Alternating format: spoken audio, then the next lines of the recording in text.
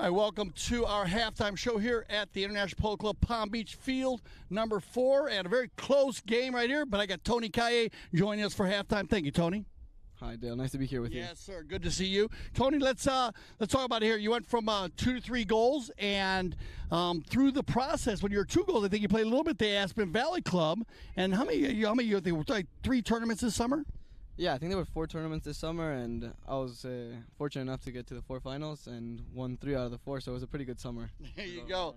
Right on. So, and also playing there. So after the Aspen Valley, playing the Aspen Valley, well, then you went off to Argentina, and that's what I want to talk about. I've been talking about this week, Tony. I've been talking about the rated players from like 1 to 5 goals and how much work you guys do on the field. Yeah. It's a little bit underestimated sometimes, you know, and you can laugh about it, but you know how much work you're doing there. So, Tony, I'm going to let you run with this. You were 2 goals, and you went to 3, and you went down to Sebastian Merlos, man. How was that?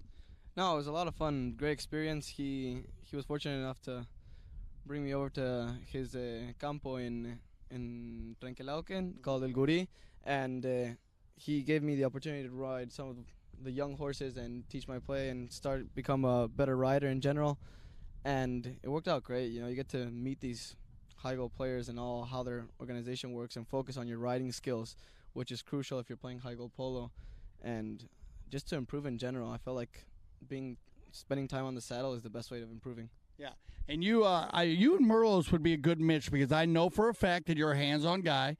You love being in the barn. You run your own barn, all right? And Sebastian was the same way. Yeah, no, Sebastian is a great influence, and is a great mentor to see how you have to run things properly in the barn, especially if it's our second year doing high goal, so we need that type of influence in Travieso Polo Farm. There you go. Travieso, of course, your mother was a big part of the Travieso, and Mischief, right? Yeah. Mischief Polo Team. The Mischief Polo Team. If you love Travieso, for all you Travieso fan, it means mischief, and they're a fun mischief. But Wendy, his mother, is a big part of the whole. It's a family affair. All your brothers all play too. Yeah. Well, let's talk about this. Your dad, and you. I didn't realize Teo, of course, Calle. This was your first year playing in high goal tournament.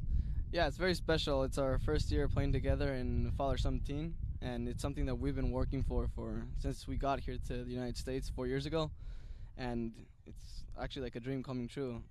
We don't get this opportunity every day. Yeah, I love I love your guys' passion in the game. His dad too. You gotta love Teo, man. This guy loves the game. He's jetting around, working very hard. You're from Ecuador. Yeah. And talk a little bit about Ecuadorian polo. I don't think a lot of people know about Ecuador. Tell about the polo and what goes on down there. Well, Ecuador is very, very small when you're thinking polo-wise. You know, our major influences are Argentina, but in Ecuador, it's all logo polo, so when we got over here, it's a big adjustment to look at big players. You know, you're actually playing against the top players of the world, and nothing. We just like to go out and do our best in the field and work hard, and we want the team to be successful. Yeah, right. Well, Teo, you'll be able to watch Teo and Tony and Teo when you see them play. Teo, Tony, when Toby's calling the game. The Calle, we call you, Brian. We call you Yippee Calle, but we love that. He's like, all right. So you're in bracket 2. Let's talk about the oval soccer. You're in bracket 2.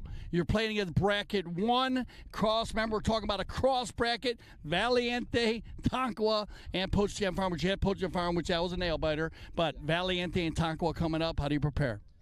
No, we spend time looking at the footage. We got to play Tonkawa in the last tournament, so we can focus on our mistakes and what we need to do to improve. And we've also seen them play various other games and see what we can do and get our horses ready and our team ready. We have good energy, and we're going to have a couple of team meetings and see what we're going to do in the field. Right, Sebastian Merlos, Tomas Garcia Del Rio, both on the team. All right, so now 2 to 3 goals, big jump. 80% of the people pay for a handicap are 2 goals or less. What's the difference now going to 3 goals? What do you got to do to prepare?